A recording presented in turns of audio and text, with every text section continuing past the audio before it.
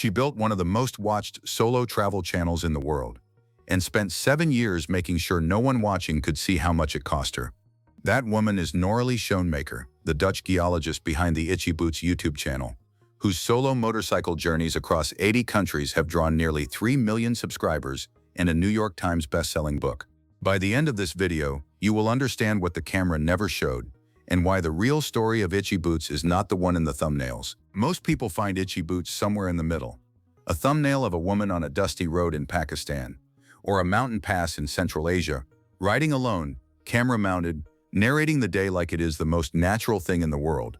What that thumbnail does not show is who she was before any of this.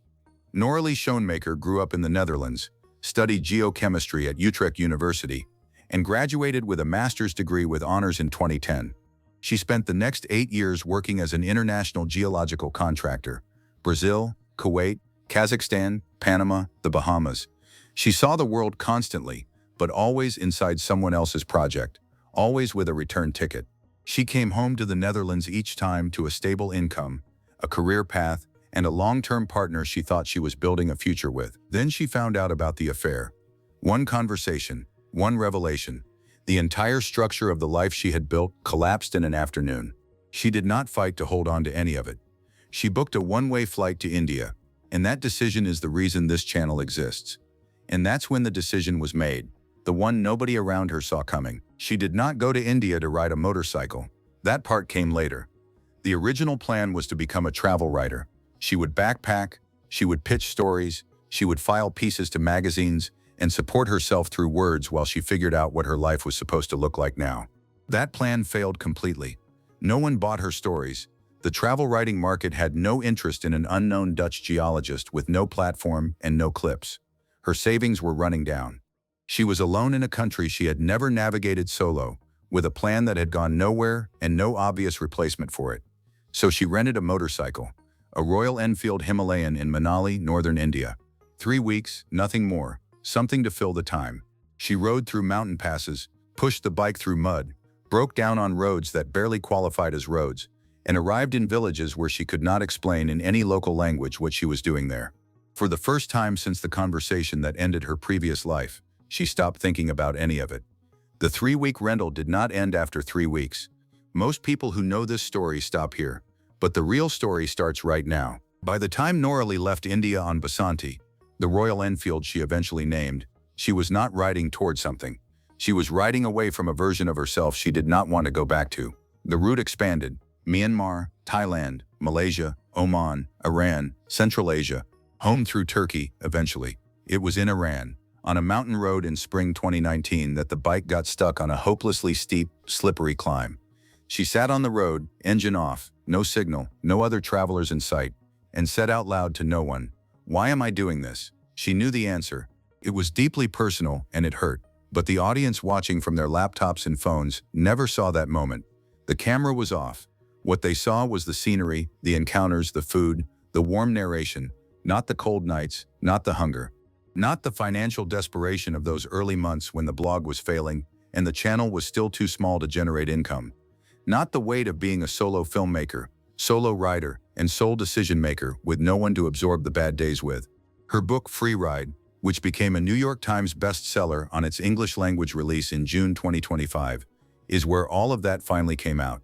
One reviewer described it as capturing something the videos never quite could: the strange balance between the total freedom of the open road and the quiet, sobering reality of everything that freedom replaces. She never talked about this publicly. Until now. The Itchy Boots format looks effortless because Noraly built it to look that way.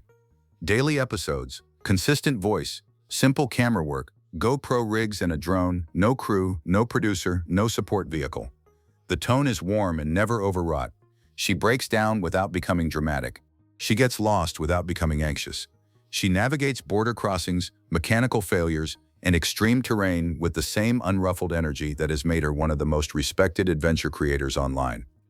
What that format conceals is the production burden embedded in every upload. Every morning she wakes up alone, in a tent, a guest house, a parking lot. She is also a solo filmmaker with a schedule. She is the camera operator, the editor, the narrator, the subject, the product. If something breaks, there is no one else to carry the load. The version of Noraly in Free Ride is considerably more complicated than the version on screen. The book traces her childhood, the relationship, the breakup, and the specific emotional state she was carrying at each point on the road. It does not clean up the hard parts. Cold, hungry, scared, lonely, frustrated with her own inexperience. She records it fairly and without drama, but she records it. That honesty is what turned a motorcycle travel book into a bestseller in countries she has ridden through. And if you think that was surprising, stay with me because this next part is why the whole story matters. The channel grew. 1 million subscribers, then 2, then 3. She rode across Africa. She completed the length of the American continent from Argentina to Alaska. She covered over 190,000 kilometers across 80 countries on 6 different motorcycles. The numbers are genuinely extraordinary for a solo creator working without a team. But the accumulation visible on paper, the subscriber count, the kilometers, the countries, runs alongside a different kind of ledger. She gave up the Netherlands, the house, the career, the people who now only see her on a screen. She gave up the ordinary future most people her age were building in parallel. Stability, proximity to family, the quiet accumulation of a settled life. These are not dramatic losses, they are quiet ones, the kind that do not make good thumbnails, but show up in the silences between episodes. At 35, she wrote a blog post reflecting on her life and said she could not believe it looked the way it did. She meant it as a good thing, mostly. That mostly is doing a lot of work. The number that came next, nobody who followed this channel expected it. In 2025, Noraly made news for a reason that had nothing to do with a motorcycle. She was set to tour the United States in June to promote the English release of Free Ride. She had a valid 10-year visa. She had publishers, venues, an audience. Then she canceled the entire trip. The reason was immigration. She had spent years riding through countries the US now treats as high risk. Yemen, Iran, regions along the Afghan and Pakistani borders. Her social media documented every mile of it. She explained publicly that she was concerned immigration authorities would scrutinize that record and detain her on entry. The risk, she said, was not worth taking. The reaction was sharp. Some of her American audience were frustrated. Some were proud of her. Others pointed out the obvious irony, that a woman who had ridden through actual conflict zones without incident had decided the American border was the line she would not cross. She did not debate it. She made the call and moved on. By the time that story circulated, she was already back on the road, Istanbul to Pakistan on a vintage Yamaha XT600Z Tenere, a 40-year-old bike most riders would consider retired. Season 8, same format, same voice, different machine. Same woman who keeps going when the obvious move is to stop. Here's what the comments kept asking. And here's the answer they never got, until now. Free Ride is not a travel memoir in the conventional sense. The subtitle is Heartbreak, Courage, and the 20,000-mile motorcycle journey that changed my life. Heartbreak comes first. That is not an accident. What Noraly admits in print, what 7 years of weekly videos never quite said directly, is that the journey was not primarily about motorcycles. The motorcycle was the method, the motion was what kept her functional. The filming became the livelihood. But all of it started with a door that closed before she had decided whether she wanted it to stay open. The clean version of this story writes itself. Woman survives heartbreak, discovers motorcycle travel, builds a global audience, writes a bestseller. That version is not wrong, but it leaves out the price, which is not the mechanical breakdowns or the bad roads. Noraly handles those without drama because that is genuinely who she is. The price is the version of a life she chose not to live. The ordinary one, the stable one, the one where someone was waiting at home. She has now ridden over 190,000 kilometers across 80 countries. She has a New York Times best-selling memoir on the shelves of bookstores in places she has ridden through. She is somewhere in Pakistan right now on a 40-year-old Yamaha, filming the next episode. The freedom she chose is real. So is the cost of it. What Noraly Schoenmaker finally admitted, in print, after years of showing only the road, is that freedom is not free. It is just a different kind of expensive. Season 8 is underway. The book is reaching audiences far beyond the motorcycle community. The road keeps going. And so does she.